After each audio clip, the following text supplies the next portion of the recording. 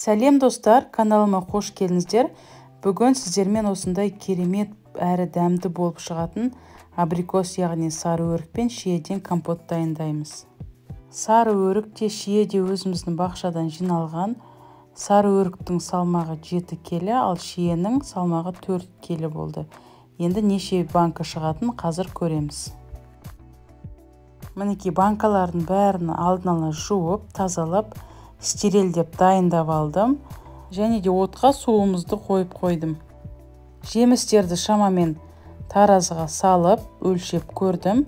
Сары өріктен 450 грамм, ал шиеден шамамен 250 грамм салдым. Мінекей достар, мен әр жылда осылай жартыдан сәл көбірек қылып жемістерді саламын. Сол кезде біздің компоттарымыз қою әдемі болады. Барлық жемістерді осылай салып шықтым. Шамамен 20 банкадай шықты. Енді суымыз қайнаған соң барлық банкаларға рет-ретімен құйып шығамыз.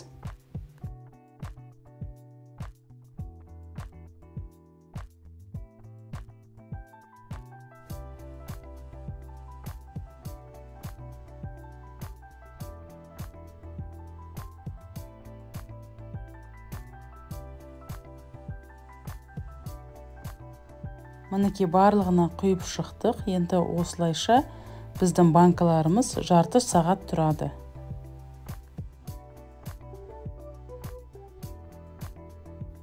Жарты сағат өткен соң осылай арнайы қақпақша кигізіп, суымызды қайтадан жаңағы кастрюлемізге құямыз.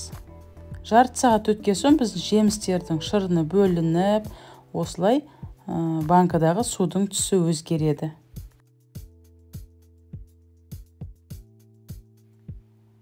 Енді шамамен осылай ыдысқа қантымызды өлшеп, мінекей мына таразыда шамамен 180 граммдай шықты.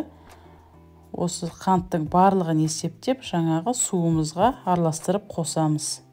Және де 10 минуттай тағы да қайнатып аламыз. Қайнаған суымызды қайтадан банкаларға құйып, қақпағын бұрап, жабамыз.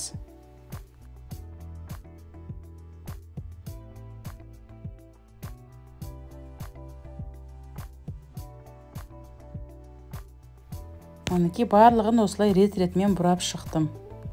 Онан соң осылай төңкеріп банкаларымызды бетін жауып, бір күнге қалдырамыз. Мінекей достар, бір күн өткен соң біздің компотымыздың түсі одан әрі қызара түседі.